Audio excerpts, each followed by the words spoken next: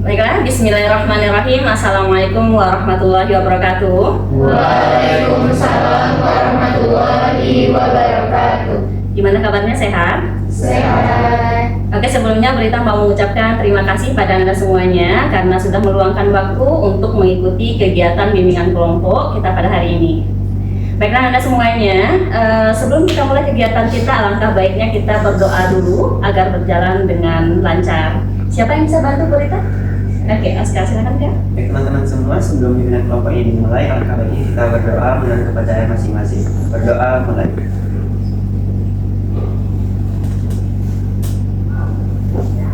Berdoa selesai. Oke, terima kasih Aska. Baiklah Anda semuanya, karena kita akan melakukan bimbingan kelompok, Bu Rita ingin mensurvei terlebih dahulu, kira-kira di antara yang 8 orang ini, siapa yang sudah pernah mengikuti kegiatan bimbingan kelompok sebelumnya? Ayo, ada Aska, ada Keisha, ada Yasha ya, ada 3 orang. Berarti yang lainnya belum?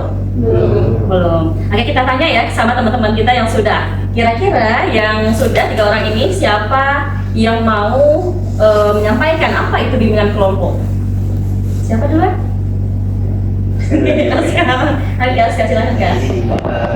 Aska itu bimbingan kelompok ini merupakan salah satu dari layanan bimbingan konseling, di mana kita itu duduk melingkar membentuk suatu kelompok, di mana kita kelompok dan kelompok. Jadi dalam kelompok ini kita membahas suatu isu atau topik yang itu relevan dan kita membahasnya secara mendalam. Jadi nanti itu ada azas-azas yang harus kita terapkan dan juga nanti di akhir kita berkomitmen. Oke, ini kayaknya Aska nggak sekali lagi ya yang mengikuti kegiatan bimbingan kelompok. Udah berapa kali Aska? Udah 4 mas. Wah, luar biasa ya karena udah paham banget. Oke, terima kasih Aska. Selanjutnya ada salah satu boleh? Antara Yasha sama Keisha, kira-kira siapa yang mau menambahkan apa yang disampaikan oleh Aska tadi? Silakan. Bisa menambahkan Ibu, dalam bimbingan kelompok kita juga membentuk lingkaran bertujuan untuk tidak membelakangi para audiens saat berbicara, dan juga sesuai yang saya ketahui ada pertama azas kerahasiaan dan azas kesukaraan. Oke, benar sekali Anda semuanya bahwa bimbingan kelompok itu adalah salah satu layanan dalam bimbingan konseling. Jadi ada sebenarnya di dalam bimbingan konseling itu ada 9 layanan Anda semuanya. Dan ini adalah salah satunya. Dan benar sekali yang disampaikan oleh teman-teman Anda tadi bahwa dalam layanan bimbingan kelompok ini kita membentuk kelompok. Dan di sini kita akan membahas topik-topik hangat yang di luar diri kita. Dan kita juga mengikuti menghadirkan dinamika kelompok. Dan ini terbentuknya dinamika kelompok itu salah satunya seperti yang disampaikan Yasha tadi. Kita duduknya melingkar dan saling berhadapan. Karena biar kita saling bisa karena nanti kita membahas topik, kita akan dengarkan, melihat teman kita dengan sesama, mimik wajah semuanya. Jadi ini salah satu, dan tujuan dari bimbingan kelompok ini Anda semuanya kita bisa melatih kepercayaan diri, yaitu kita bisa membahas saling bertukar pikiran antara yang satu dengan yang lainnya. Dan tentu di sini ada tata cara pelaksanaannya, seperti yang disampaikan tadi ada azas-azas yang perlu kita terapkan. Ada 4 azas yang perlu diterapkan dalam kegiatan bimbingan kelompok ini. Yang pertama adalah kerahasiaan. Jadi ada hal-hal yang mungkin sensitif nanti yang akan kita ceritakan, yang akan kita bahas di sini, itu tidak boleh keluar dari kelompok ini. Berarti keluar dari pintu ruangan ini kita tidak membicarakan itu. Bisa dipahami? Bisa dilaksanakan? Oke, yang kedua ada namanya azas keterbukaan. Jadi kegiatan kita ini tidak akan berjalan dengan lancar kalau seandainya tidak ada yang terbuka di sini. Misalnya ada mungkin masalah itu terjadi dengan orang-orang terdekat kita, atau mungkin tetangga kita, atau hal lainnya yang mungkin kita tahu, kita diam saja, maka nggak akan berjalan. Jadi kita berharap kita semua di sini ada keterbukaan nanti. Ya, terus ada namanya azas kesukarelaan. Apakah Anda dengan sukarela mengikuti kegiatan ini? Tidak terpaksa? Oke. Terus ada namanya azas kenormatifan. Jadi ada norma-norma yang perlu kita lakukan di sini. Ketika teman kita berbicara, kita mendengarkan. Ketika biar berjalan secara lancar, berarti kita saling bergantian, saling menghormati, tidak mau menang sendiri. Karena di sini membentuk nanti bagaimana cara kita berkomunikasi yang bagus juga selain yang boleh kita sampaikan tujuannya tadi. Bisa dipahami? Oke, itu azasnya, dan kita di sini ada yang namanya pemimpin kelompok dan ada yang namanya anggota kelompok. Burita di sini sebagai pemimpin kelompok, Anda semuanya sebagai anggota kelompok. Oke, mungkin dalam apanya seperti itu. Jadi di dalam bimbingan kelompok ini ada 4 tahapan Anda semuanya. Ada tahap pembentukan, ini kita sudah mulai masuk ke tahap pembentukan. Setelah itu ada namanya tahap pelalihan. Jadi nanti setelah tahap ini, Ibu Rita akan menanyakan pada Anda semuanya apakah sudah siap. Kita beralih ke tahap kegiatan. Jadi di kegiatan itu kita nanti akan membahas apa yang akan topik hangat yang akan kita bahas hari ini. Terus terakhir ada namanya tahap pengakhiran. Di sana terjadi nanti komitmen dari kita semuanya. Bisa dipahami? Bisa. Oke. Di sini karena Bu Rita tahu kita terdiri dari kelas-kelas yang berbeda dan tingkatan yang berbeda juga, tentu ada yang belum kenal satu dan yang lainnya. Jadi kita kenalan dulu ya. Jadi Bu Rita ingin kenalan hari ini tidak kenalan seperti biasanya. Kita menggunakan bahasa-bahasa asing yang mungkin sudah terbiasa kalian lakukan, yang mungkin sudah kalian kuasai. Oke ya. Nanti sudah terpikirkan belum? Sudah. Ada yang bahasa Jepang? Ada yang pasti bahasa Jepang untuk perkenalan? Ada ya. Bahasa apa lagi? Arab? Ada? Indonesia? Malaysia ada tadi? Enggak ya? Enggak ada ya kalau kita. Oke, kita mulai dari berita ya. Hello everyone. I'm Rita Novita. I'm a guidance counseling teacher in senior high school 6 Padang. My student called me Burita. Okay, thank you. Halo, Hello. 皆さんこんにちは。私の名前は飛鳥羽織です。 Aska. Hello everyone, my name is Ega Putra Putridani, people usually call me Rita. Hello, leader. Halo semuanya, nama aku Ardi Depul Akram, bisa dipanggil Ardi. Hi, Ardi.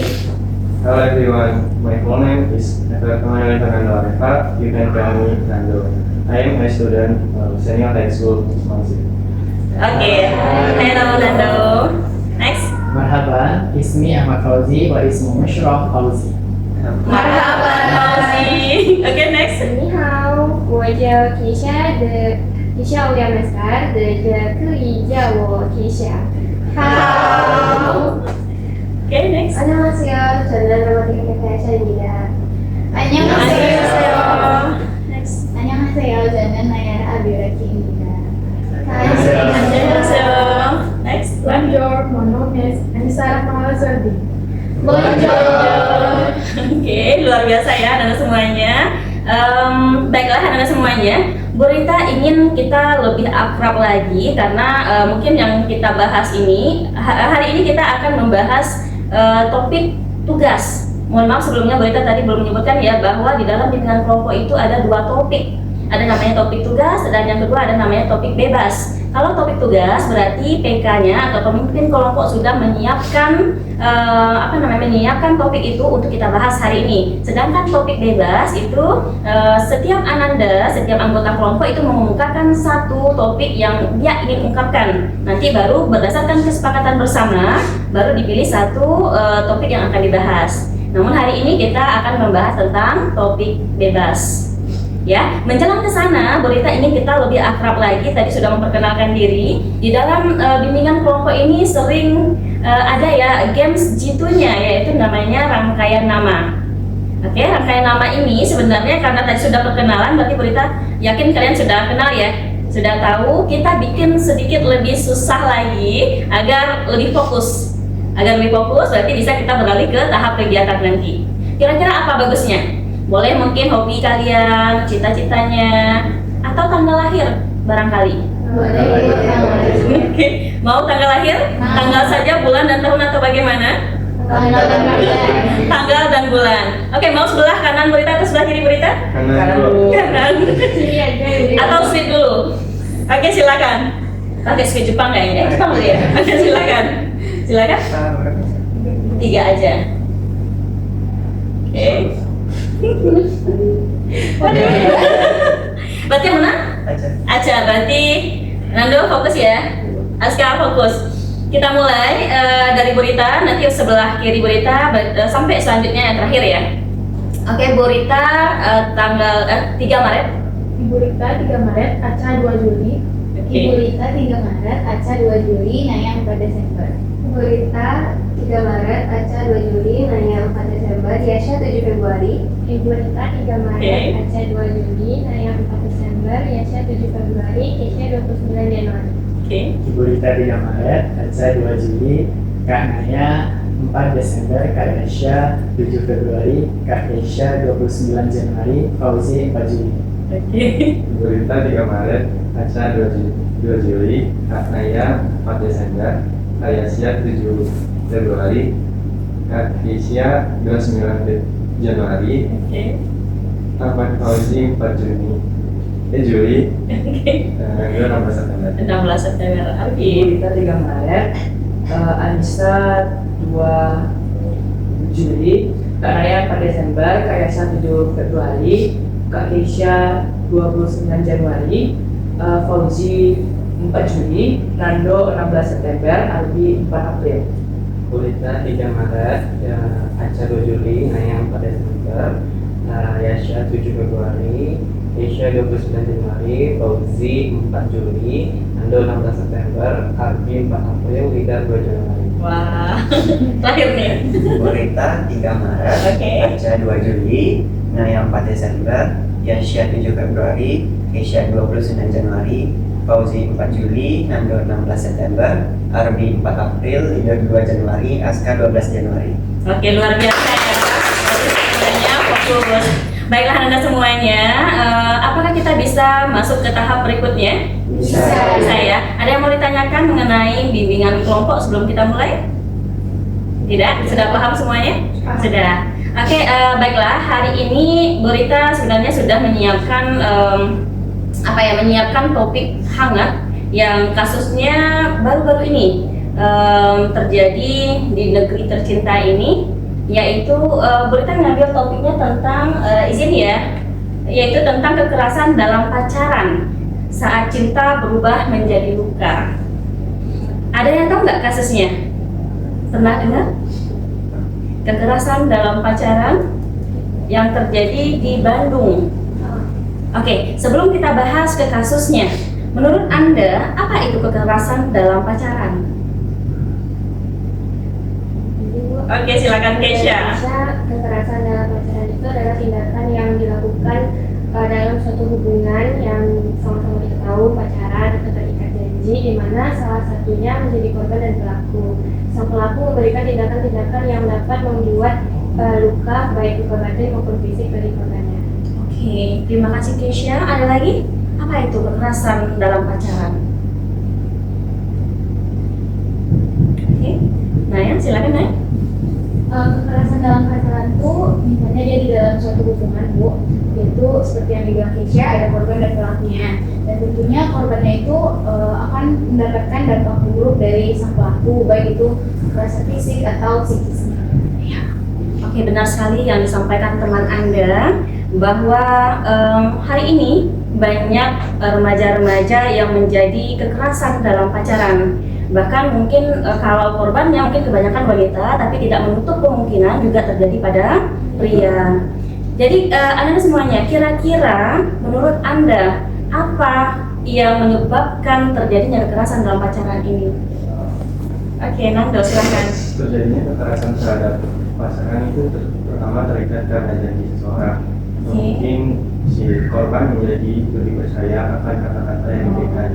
Seperti dengan kasus tersebut yang dijanjikan akan hidup dengan bahagia, tapi malah sebaliknya malah terjadi dengan luka. Oke, yang awalnya dia menjanjikan kebahagiaan ya, ternyata terjadi penyiksaan yang mengakibatkan luka ya. Tidak hanya luka batin bagi si korban, bahkan secara fisik itu terjadi, bahkan wajahnya sampai hancur. Ada yang mau menceritakan kasusnya yang benar-benar lihat dari awal? Ada yang mau menceritakan ke Berita? Atau ada yang belum tahu di sini? Tahu semua? Oke, Ida, silakan Ida dulu. Ya. Aku belum tahu kasusnya. Oh, Ida belum tahu kasusnya. Argi tahu? Oh, belum tahu. Oke, ada yang mau menceritakan bagaimana kasusnya? mulanya terjadi bagaimana? Kita dahulukan Fauzi. Tadi Naya sudah, silakan Fauzi dulu. Kalau dari Fauzi sendiri, Ya. yang pengetahuan Fauzi, itu kasusnya berada di Bandung. Ya, benar sekali. Itu ada sepasang kekasih yang katanya itu ketemunya di konser, Bu. Konser Konser, musik. ya. Mereka berkenalan di sana, dan lalu yang mungkin sudah ada ikatan beberapa bulan atau beberapa tahun, dan sudah saling kenal antara keluarga. Dan juga yang laki-laki ini itu kabarnya membawa yang wanitanya ke satu tempat, Bu, dan itu tidak dikabarkan kepada keluarganya.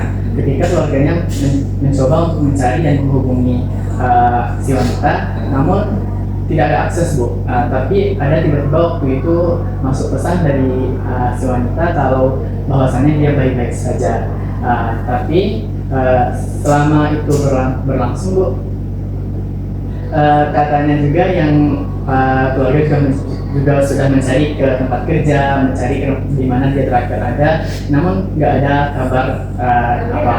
Terakhir sampai kasus ini terungkap, itu ada pesan masuk ke pihak keluarga kalau bahwasannya wanita ini dilarikan ke rumah sakit dengan kabar kalau habis kecelakaan, Bu. Jadi ketika keluarga sudah melihat ke sana, yang wanita ini udah digunting, Bu, yang matanya udah nggak bisa berfungsi sebelah yang terkapal itu. Ini kali, Bu. Ya, mau menambahkan ya? Mungkin ada yang terlewatkan oleh Fauzi, bisa jadi. Ada? Jadi dia pas dibawa ke rumah sakit itu dia dibawa oleh si prianya yang diduga itu pelakunya, juga dibawa sama penjaga kosnya, Bu. Soalnya ditemuinnya dalam keadaan udah kayak gitu, Bu. Terus dia bilangnya awalnya kecelakaan, cuma diduganya itu gara-gara kekerasan dari si pria, Bu, yang menyebabkan muka si cewek udah hancur dan matanya buta. Jadi ini luar biasa yang ada semuanya, padahal belum ada ikatan secara hukum ya di negara kita. Berarti mereka berdua itu sama-sama sudah bekerja ya, dan jauh dari orang tua. Menurut Anda semuanya, jika Anda sebagai teman dekat, baik dari pelaku maupun dari korban, apa yang bisa kalian lakukan? Boleh dari korban dulu mungkin. Ada yang mau? Oke, Aisyah. Kalau dari korban sebelum terjadinya tindak kejahatan tersebut, mungkin Aisyah akan tidak percaya penuh terhadap dia, terutama pelaku yang seperti itu, Bu. Dan juga lebih misalnya Aisyah memiliki suatu hal yang tidak nyaman dengan pasangan Aisyah, maka Aisyah akan memberikan pendekatan kepada keluarga, dikarenakan keluarga sendiri adalah pihak yang pertama yang akan melindungi kita.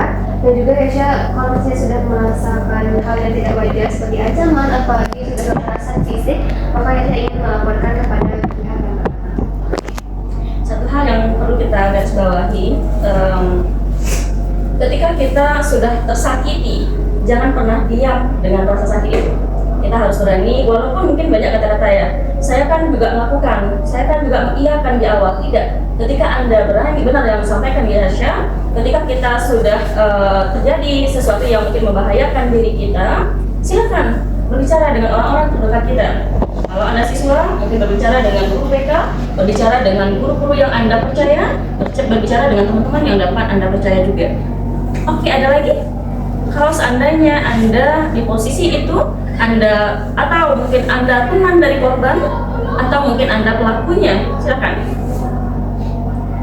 Ini luar biasa ya, dia tanpa itu rasanya udah luar biasa ya keterlaluannya, karena dia pakai gunting tadi ya, menggunting bagian bibir si wanita itu, siap itu di bagian hidung juga, terus juga di bagian mata itu sudah tidak bisa melihat lagi. Anda bisa bayangkan betapa sakitnya mungkin ya sebagai keluarganya, atau bahkan mungkin sebagai dirinya, penyesalan yang mungkin luar biasa. Ayo silakan. Tidak. Kalau itu sudah terjadi dan posisi teman-teman, kita tuh nggak mungkin menyudutkan dia orang, kesalahan dia juga. Jadi kita hanya bisa memberikan dukungan support emosional karena sudah terjadi. Jadi hanya bisa membuat emosionalnya agak buruk. Karena selama 3 tahun disiksa membuat pikiran seseorang ke seseorang yang cowok. Dan juga kita harus mengawal kasus ini sampai si korban pelaku mendapatkan hukuman yang sesuai. Ini tidak hanya berbicara tentang kecemasan lagi ya, nggak berbicara tentang stres lagi, mungkin ini udah depresi akut, udah besar sekali depresinya. Jadi emang sebagai teman kita perlu memberikan dukungan emosional pada dia bahwa mungkin kesalahan ini, yuk kita ubah, kita nggak harus menyudutkannya. Makanya itu tidak boleh. Yuk kita berikan dukungan dengan kamu berani ngomong ke orang-orang terdekat kamu, berarti kamu mencoba keluar dari masalah itu. Itu sudah hebat.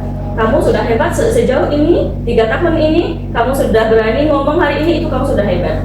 Mungkin dengan seperti itu dia akan lebih mudah lagi terbuka dengan orang-orang terdekatnya. Ada lagi satu orang yang ingin mengungkapkan? Ini Bu. Oke, silakan Aska. Jadi seperti yang udah Bu Rita dan teman-teman sampaikan, itu kan merupakan tindakan yang harus kita lakukan apabila sudah terjadi. Jadi di sini tuh sekarang mau bahas bagaimana pencegahan, Bu. Iya. Jadi sebelum itu semua terjadi, tolonglah apabila berkenalan dengan seseorang, apalagi mengikat suatu hubungan yang seperti pacaran, itu jangan mudah percaya. Apabila ingin membangun sebuah hubungan atau ikatan asmara itu boleh aja, tapi lihat orang juga ini baik nggak buat kita, ini orangnya gimana. Jadi sebelum terjun lebih dalam suatu hubungan, kita juga harus tahu bagaimana karakteristik dan sifat si pasangan kita itu tadi. Dan apabila kasus tadi itu kan terjadi, mungkin sebelumnya ada konflik-konflik kecil yang menjadi pemicu kan itu. Ya, jadi dalam sebuah hubungan itu ya wajar aja ada konflik, tapi tolong komunikasi itu nomor 1. Jadi jangan konflik itu bisa dilanjutkan dengan konflik tapi diselesaikan satu-satu. Jadi itu sih benar sekali. Ya, benar sekali yang disampaikan Aska ya, Anda semuanya. Kalau tadi kita berbicara setelah kasus itu terjadi mungkin ya, tapi Aska memandang dari sudut yang berbeda. Jika di pencegahannya yang dia lihat sebelum terjadinya kekerasan itu, seharusnya sebagai manusia yang diberikan akal pikiran oleh Allah, oleh Tuhan ya, yang tentunya kita harus memikirkan. Dan di posisi ini si korban itu sudah dewasa ya, seharusnya dia bisa memikirkan mana yang terbaik dan mana yang tidak baik untuk dirinya, dan mana yang harus kita lakukan, mana yang tidak kita lakukan, mana yang harus kita langkah, mana yang kita mungkin harus start di situ atau kita akan mundur kalau tahu ini sesuatu yang akan membahayakan saya di masa depan gitu ya. Oke, terima kasih Aska dan yang lainnya.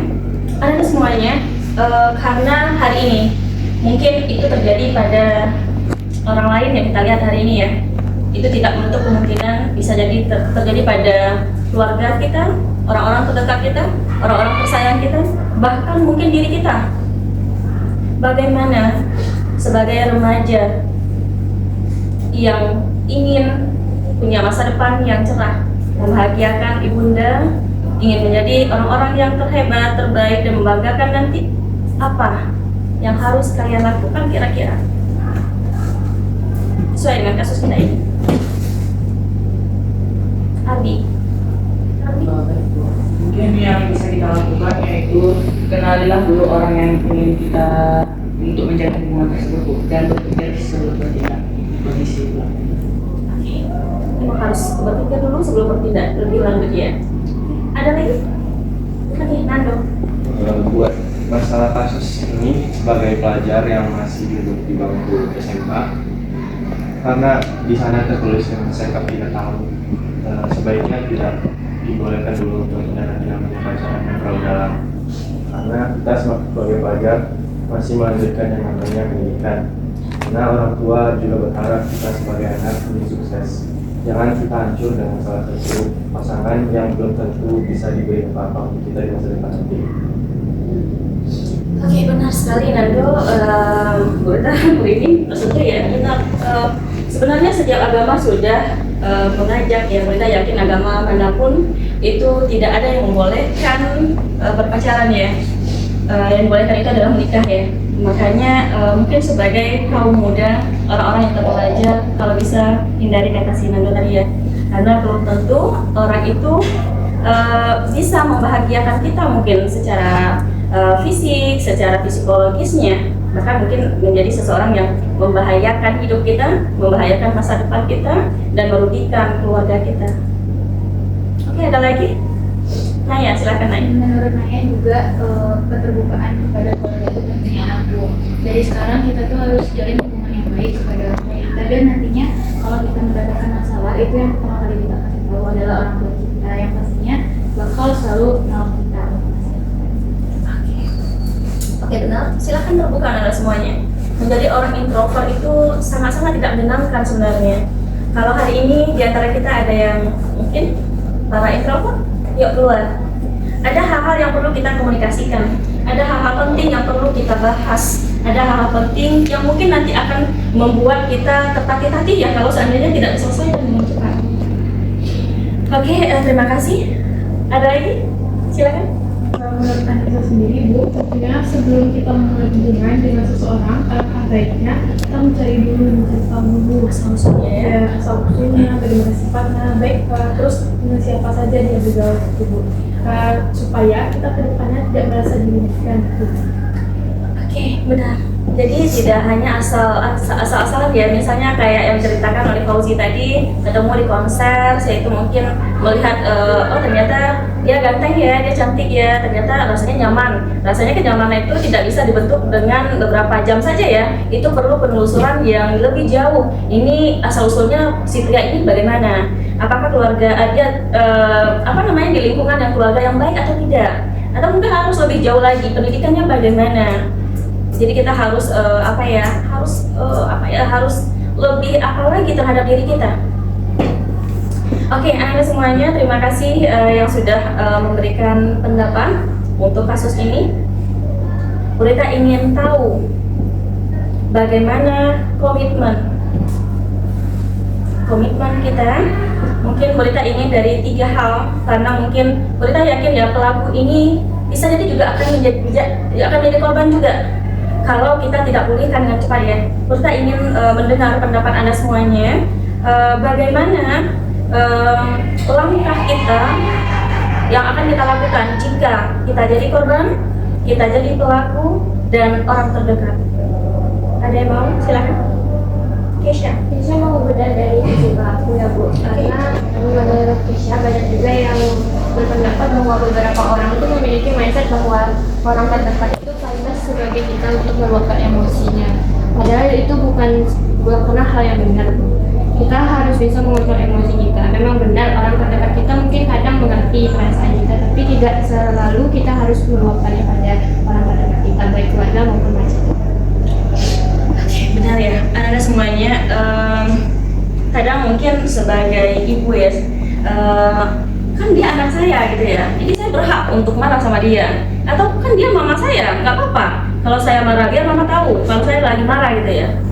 Berita setuju dengan yang Keisha sampaikan, bahwa ada yang menurut Ahmad Ghazali, cinta itu adalah sesuatu yang tidak mendatangkan masalah. Berarti kalau dia mendatangkan masalah berarti bukan cinta namanya. Jadi kalau ada seseorang yang dia bilang, yuk kita melakukan seperti ini, gak apa-apa, aku cinta sama kamu. Kalau cinta dia mendatangkan masalah bagi Anda, bagi masa depan Anda, bagi kehidupan Anda, berarti dia bukan cinta namanya. Jadi cinta itu sesuatu yang tidak mendatangkan masalah. Cinta itu bukan membuat luka, tetapi dia akan membuat kita damai, membuat dia bisa menerima kita dengan berbagai kekurangan. Cinta itu memberi, bukan menerima. Kalau kamu cinta dengan seseorang, berikan yang terbaik untuk orang tersebut. Kamu cinta sama mama kamu, bukan apa yang mama kasih ya, tapi apa yang kamu kasih ke mama. Itu cinta. Kita cinta sama Tuhan kita melakukan ibadah dengan baik. Oke, terima kasih Keisha. Ada lagi? Keisha melihat dari sisi pelakunya ya. Jadi berhak melakukan sesuatu karena dia orang terdekat saya. Dia kan pacar saya. Gak apa-apa kalau saya marah sama dia. Kita lampiaskan kemarahan saya pada dia. Jadi nggak boleh seperti itu kata Keisha. Oke, yang lain silakan. Oke, silakan saya. Sama dengan Kak Ira, saya membahas dari sisi sifat korban. Tentunya sebelum kejadian itu terjadi, alangkah baiknya kita mengenali diri sendiri. Apakah kita mempunyai tanda-tanda ada penyakit mental, yaitu dengan kekerasan yang tentunya akan merugikan orang sendiri dan terutama orang lain juga. Oke, benar sekali ya. Kalau seandainya ada sifat-sifat temperamen itu udah mulai ya, dikit-dikit emosi gitu ya, dikit-dikit banting sesuatu, berarti itu kan ada masalah dengan tubuh kita. Yuk kita cinta lagi nih ke tubuh kita, kata si Anissa. Silakan, kalau emang ini perlu kita komunikasikan dengan seorang dokter, dengan psikolog, mungkin dengan BK dulu, dengan guru BK. Bu, kenapa ya Bu, akhir-akhir ini saya selalu emosi saja. Silakan ceritakan. Jangan simpan sendiri. Yang mungkin itu nanti mungkin dia masih kecil ya sekarang, tapi kalau kalian diamkan itu akan semakin besar, semakin membahayakan. Mungkin hari ini kalian mungkin lempar kursi saja, bisa jadi besok ngambil senjata tajam dan sebagainya, yang mungkin dilakukan seperti yang diceritakan itu ya, pemuda yang di Bandung itu. Bahkan dia tanpa berarti hilang benar perasaan dia bisa menggunting bibir si cewek itu, menggunting hidungnya, itu luar biasa sekali. Dan ada juga di beberapa media sosial yang berbeda yang di TV yang kita lihat, Kesha dan Nayara dan yang lainnya, itu dia menusuk mata si cewek itu wah, itu nggak ada lagi sisi manusianya ya. Sedangkan kita punya kalbu ya, sesuatu yang kita lakukan pasti kita akan menanyakan, hati kecil kita pasti akan berkata, oh ini nggak baik nih. Kalau kalbu kita itu masih bersih, pasti akan berkata hati kita, oh ini enggak, aduh ini sangat-sangat merugikan nih. Tapi kalau itu yang sudah hilang, itu yang sudah hitam, itu apapun akan dilakukan. Jadi yuk, yang mungkin merasa dirinya kok hari ini saya sering marah ya, kita yakin mungkin di keluarga dia juga lagi tidak baik-baik saja. Bisa jadi dia sering dimarahi juga, dari kecil mungkin sering dipukul juga, sehingga di besarnya tidak hanya merugikan dirinya sendiri, tapi merugikan orang-orang sekitarnya, orang-orang tersayangnya. Kalau nanti dia jadi kepala keluarga, mungkin menyakiti istrinya, menyakiti anaknya dan sebagainya. Oke, terima kasih masukannya. Ada lagi yang lain? Argi? Mungkin Argi ada dari sisi sebenarnya Bu. Dari cerita tersebut, Argi akan mengambil bahwa kita tidak boleh percaya dengan iming-iming seseorang yang dimana si cowok menjanjikan hidup bahagia. Dan kita tidak bisa diam saja kalau ditindas Bu. Bahkan si cewek ini mau dibawa kabur oleh si cowoknya. Dan katanya mau memutuskan tali silaturahmi dengan keluarganya. Jika kita memutuskan tali silaturahmi kepada keluarga tersebut, jika kita ada apa-apa nanti pada siapa kita bercerita. Kita harus bercerita kepada orang-orang terdekat, orang tua. Bahkan kalau kita masih berada di sekolah, kita bisa cerita kepada guru. Oke, semuanya. Sebenarnya ini jadi pembelajaran bersama ya bagi kita. Tidak hanya bagi korban dan pelaku hari ini, bagi kita para pelajar, mungkin kita sebagai pendidik juga jadi pembelajaran berharga. Karena tidak semua yang kita lihat mungkin sepertinya baik-baik saja, ternyata tidak. Mungkin awalnya kayak yang sampaikan Argi tadi, mungkin si wanita awalnya oke-oke saja, aman-aman saja. Dan akhirnya sampai dia mengatakan putuskan hubungan dengan keluarga, mungkin dia merasa si cowok ini benar-benar cinta kali sama dia sehingga dia melakukan seperti itu ya. Jadi jangan pernah melakukan seperti itu, seperti yang sampaikan Argi tadi. Keluarga itu adalah tempat pulang bagi kita semuanya. Keluarga itu adalah madrasah pertama kita, orang yang pertama mengajarkan kita arti kebaikan, arti kepedulian, arti kebersamaan. Jangan pernah menjudge keluarga. Kalau seandainya Burita ada keluarga saya sering marah-marah, Burita itu gimana? Yuk perbaiki, cari waktu yang tepat. Ma, jangan seperti itu. Mama nyampein ke adik baik-baik, adik ngerti Ma. Mama nyampein baik-baik, apa ngerti? Yuk kita ngobrol. Jadi jangan lakukan dengan kekerasan. Karena kalau kalian diamkan, itu juga akan kalian wariskan nanti ke generasi berikutnya. Karena nggak bisa melampiaskan ke beliau, lampiaskannya ke yang lain jadinya. Oke, terima kasih Argi. Tadi si Fauzi juga tunjuk, silakan Fauzi. Dari sisi korbannya Bu, itu bagaimana pentingnya kita untuk membatasi diri ketika belum melakukan hubungan secara hukum atau pernikahan Bu. Jadi bagaimana kita membatasi diri dengan orang yang mungkin belum tentu dia akan sama kita selamanya Bu. Bu. Berita pernah dengar seperti ini semuanya. Orang yang sudah kenyang nggak akan mencari makanan di mana-mana. Seperti yang sampaikan tadi, ketika kita sudah kenyang dengan kasih sayang yang ada di rumah kita, dengan kepedulian yang ada di rumah kita, kasih sayang yang ada di rumah kita nggak akan cari lagi kasih sayang dari pria lain, dari wanita lain, kepedulian dari wanita lain, kita nggak akan cari lagi. Jadi batasi diri kita bahwa ini nggak baik untuk saya. Di agama saya sudah dikatakan bahwa nggak boleh mendekati zina, apalagi berzina ya. Sedangkan yang dilakukan oleh si korban, dia sudah 3 tahun bersama, bahkan itu serumah ya. Bahkan di video itu boleh kita lihat di berita itu, bahkan dia mengatakan sudah suami istri ya. Itu luar biasa, itu nggak boleh banget ya. Makanya betul yang dikatakan Fauzi, kita harus punya batasan. Kalau saya sebagai seorang siswa, apa batasan saya? Kalau saya sudah dewasa, apa batasan saya?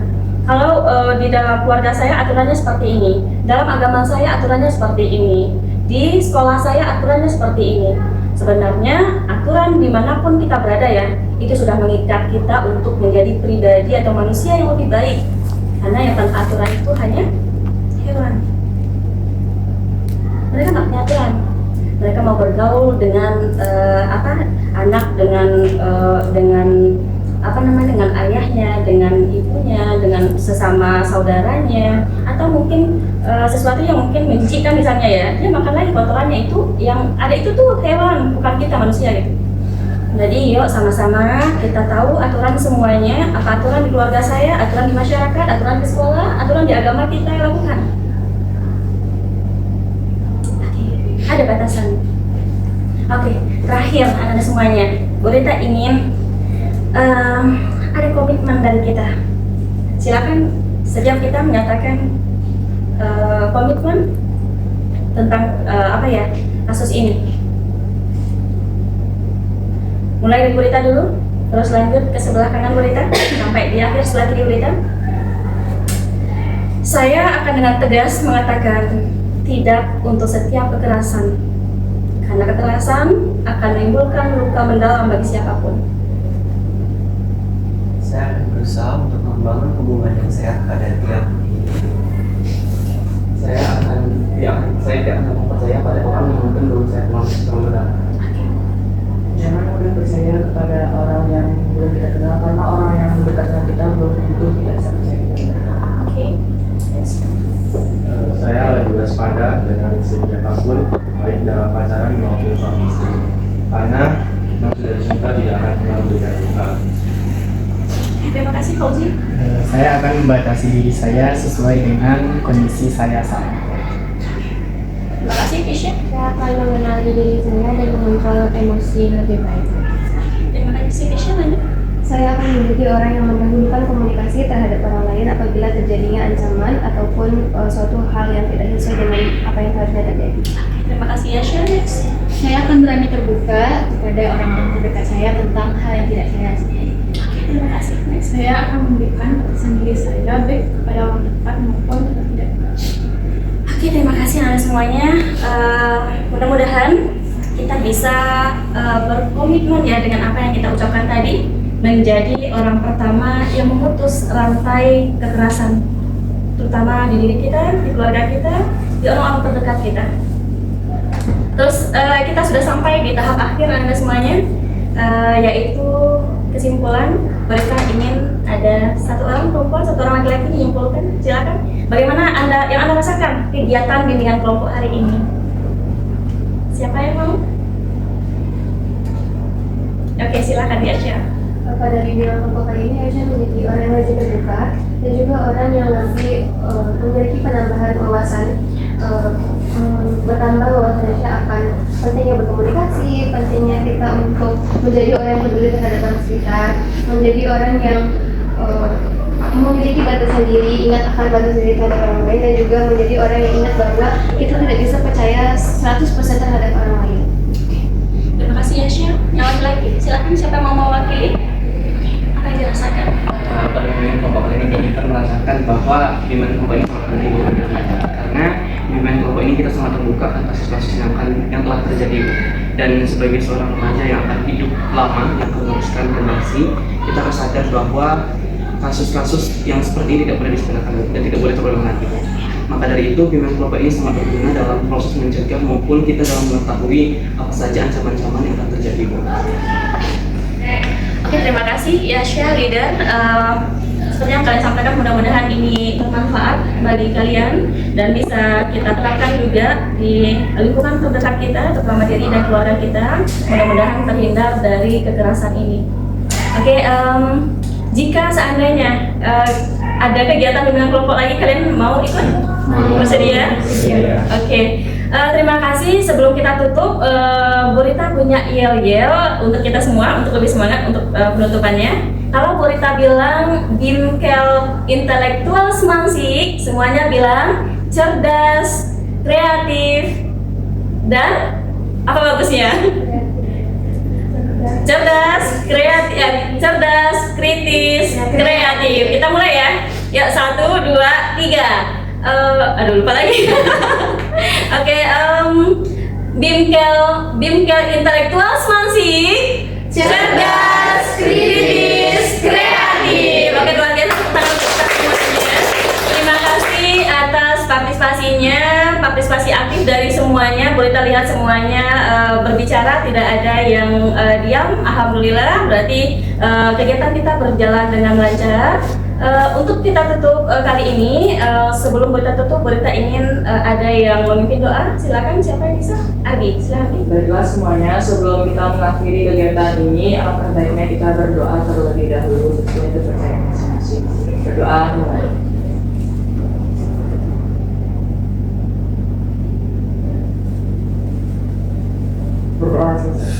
Oke, terima kasih Albi. Sekian dari Berita.